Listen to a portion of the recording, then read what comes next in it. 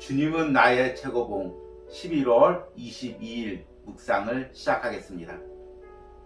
오늘의 제목은 예수 그리스도의 죽음입니다.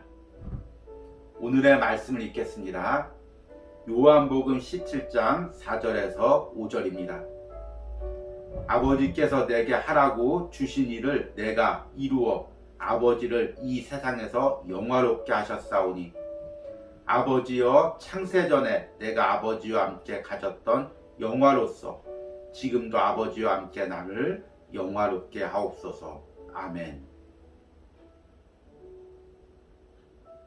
어제 은혜로운 주일을 잘 보내셨습니까? 그리고 또 특별히 추수감사절 예배를 드리신 분들은 또 감사하며 은혜롭게 주일을 보내셨습니까? 아직도 우리 온유하우스에서 이 추수감사절의 여운이 이렇게 남아 있습니다. 우리가 그리스도인이 된다는 것은 항상 십자가를 바라보고 그 구원의 은혜에 감사하는 삶을 사는 것입니다. 그리스도인의 삶의 초점은 항상 십자가에 맞추어져 있는 것입니다. 그래서 그 십자가의 의미를 깨닫고 그 십자가의 구원에 의해 감사할 때 우리 신앙도 은혜롭게 바로 걸어갈 수가 있습니다. 그런데 우리 초점이 십자가에서 멀어지고 세상을 향하고 또 그 십자가의 은혜가 변질되면 우리의 걸음도 세상으로 향하고 변질되고 타락할 수밖에 없는 것입니다. 그래서 시대가 혼란할 때마다 영적 흐름이 혼란할 때마다 악한 영들은 제일 먼저 우리를 혼란시키는 것이 바로 우리가 이해하고 있는 십자가의 사건을 변질시키는 것입니다. 그 십자가의 구속의 은혜를 변질시키는 것입니다. 세상 사람들도 예수 그리스도의 십자가의 사건을 역사적 사건으로 받아들이는 사람들이 많이 있습니다. 그런데 그들은 예수님께서 우연히 역사적으로 십자가에서 죽으셨다고 이야기합니다. 또는 예수님께서 선한 선지자였기에 우리를 위해서 십자가에서 희생을 치르셨다고 이야기합니다. 그러나 그것은 십자가의 본질을 다 변질시키는 것입니다.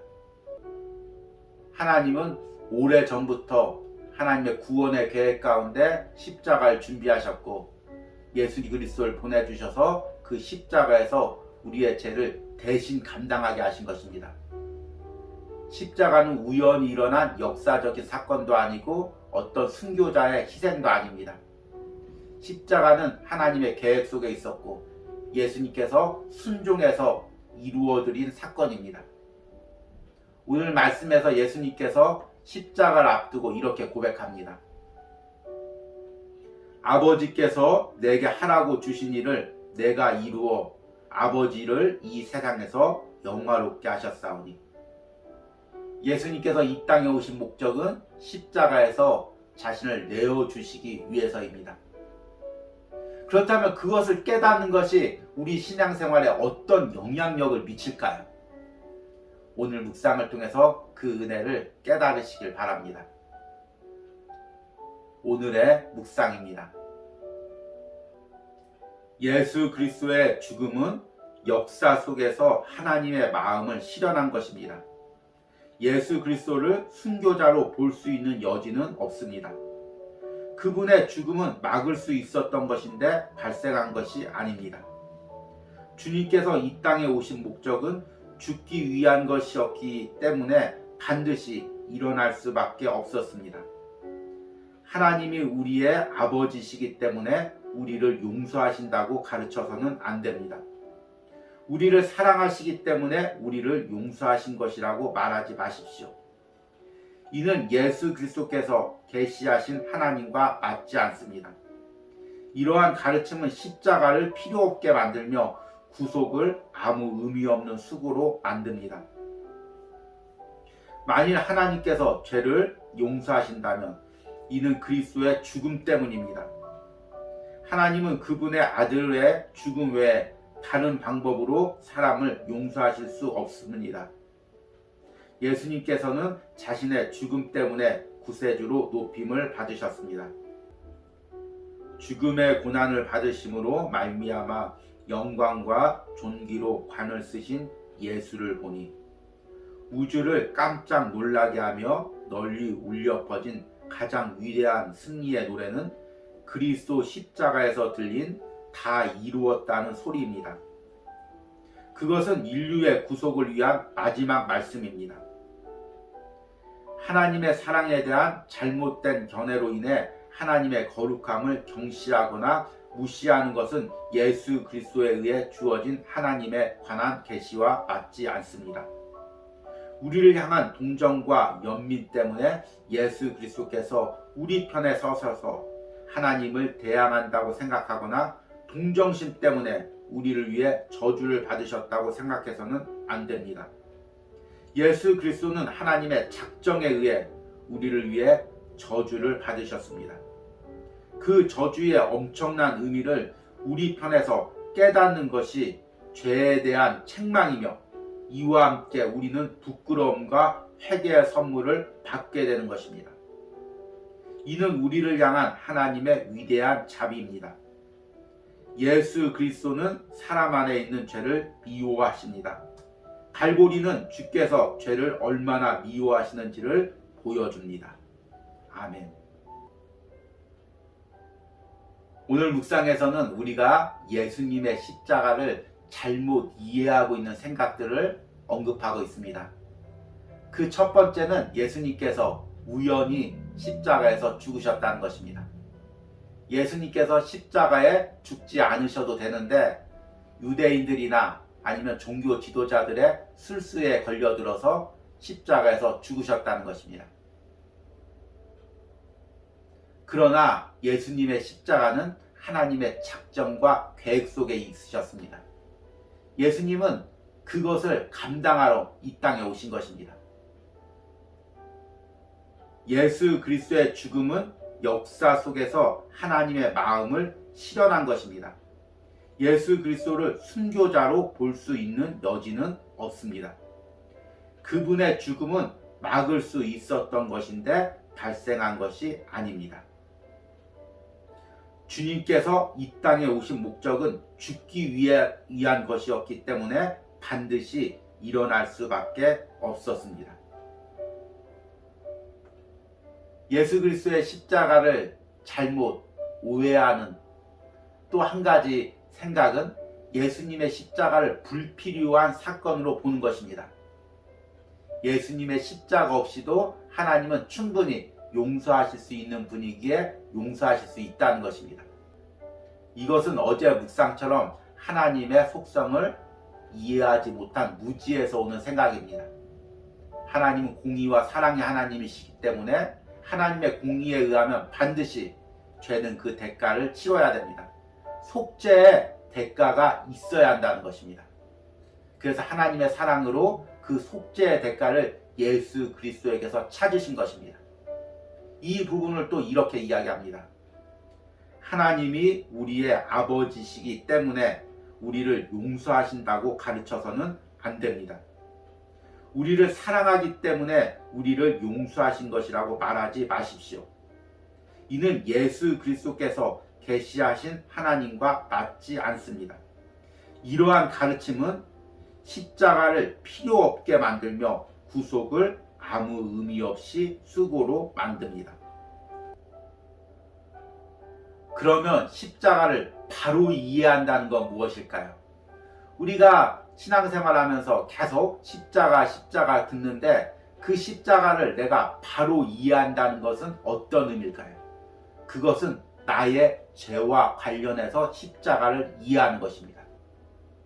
십자가가 역사적인 사건이나 우연히 일어난 사건이 아니라 나의 죄 때문에 하나님께서 이 방법으로밖에 해결하실 수가 없어서 예수 그리스도를 그 엄청난 대가를 십자가에서 치르게 하셨다는 것입니다. 이것이 십자가를 바로 이해하는 것입니다. 저자가 이 부분을 이렇게 이야기합니다. 만일 하나님께서 죄를 용서하신다면 이는 그리스도의 죽음 때문입니다. 하나님은 그분의 아들의 죽음 외에 다른 방법으로 사람을 용서하실 수 없습니다.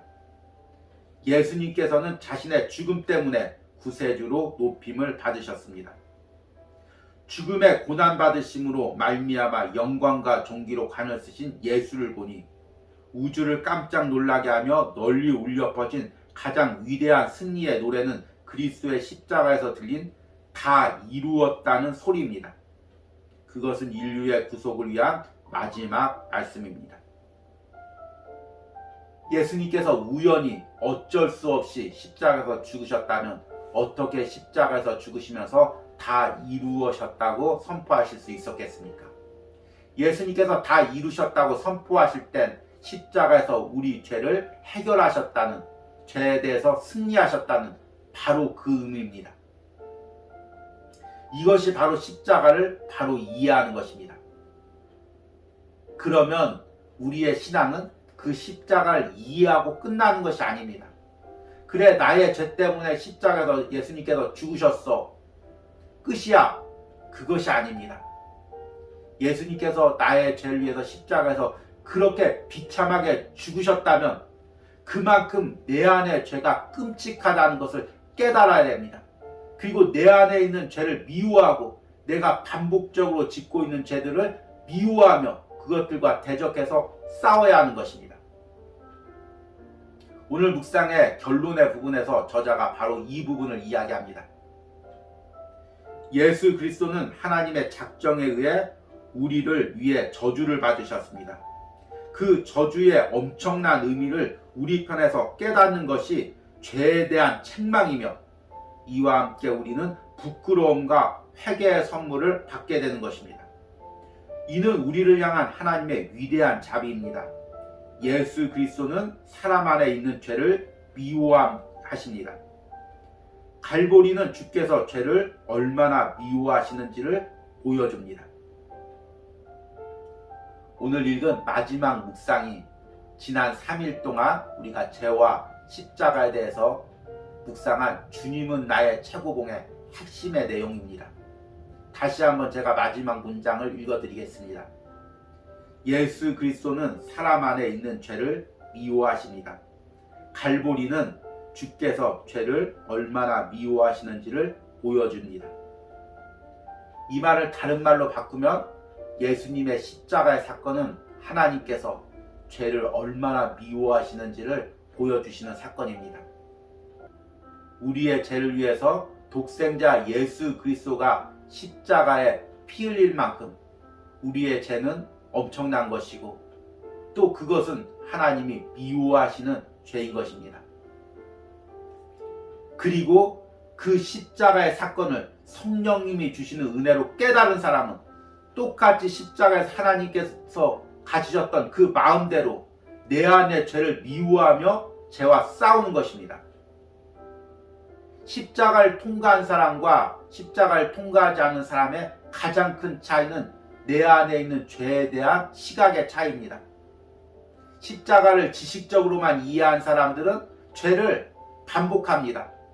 어차피 예수님께서 날 위해서 십자가에서 죽으셨는데 죄를 지어도 어차피 천국 가는 거 아니야. 이렇게 죄를 우습게 여기고 죄와 짝하면서 삽니다. 그런데 십자가를 통과해서 그 십자가의 의미를 온전히 깨달은 사람들은 죄를 미워합니다.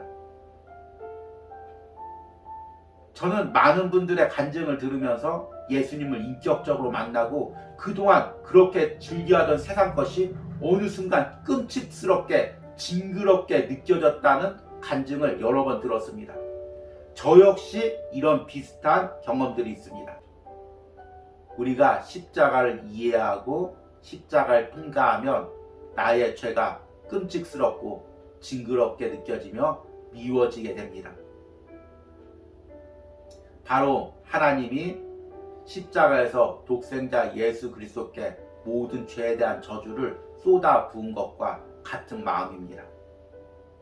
그러기에 십자가를 이해한 사람, 복음을 온전히 이해한 사람은 죄를 미워하고 죄와 싸우게 됩니다. 우리는 지난 3일 동안 죄에 대해서 십자가에 대해서 묵상했습니다. 이 묵상을 통해 십자가의 의미를 깨달았습니까? 그렇다면 내가 반복해서 짓고 있는 죄들, 내가 즐겨하는 죄들, 세상에서 누리는 쾌락들, 이것이 미워져야 됩니다. 이것이 끔찍해져야 됩니다. 이것 때문에 하나님의 아들 예수 그리스도가 십자가에서 피 흘리셨다는 것이 느껴지고 그 죄를 멀리해야 합니다. 이런 은혜가 오늘 주님은 나의 최고봉을 묵상하는 여러분들의 심령과 삶에 있기를 소망합니다. 오늘의 적용 질문입니다. 지난 3일간의 묵상으로 깨달은 예수 그리스도의 십자가의 의미는 무엇입니까?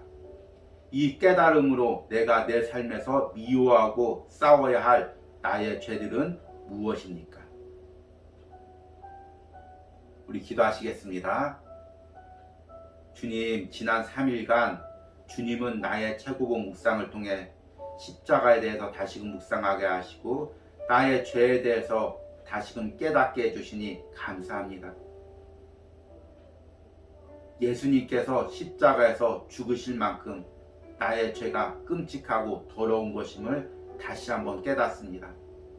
그럼에도 불구하고 나는 아직도 그 죄와 짝하며 그 죄를 즐기하며 그 죄를 짓는 삶을 사랑했음을 고백합니다. 오늘 묵상을 통해 내가 다시금 죄를 바라보고 그 죄를 미워하게 하여 주시옵소서. 그 죄를 끔찍히 여기게 하여 주시옵소서. 나의 죄 때문에 하나님의 아들이 십자가에서 피 흘렸다는 것을 다시 한번 깨닫고 그 죄와 싸우는 삶을 살게 하여 주시옵소서. 이전에 죄를 즐기던 죄와 짝하던 나의 모든 삶들은 예수님과 함께 십자가에 못 박히게 하여 주시옵소서. 예수님의 이름으로 기도했습니다. 아멘.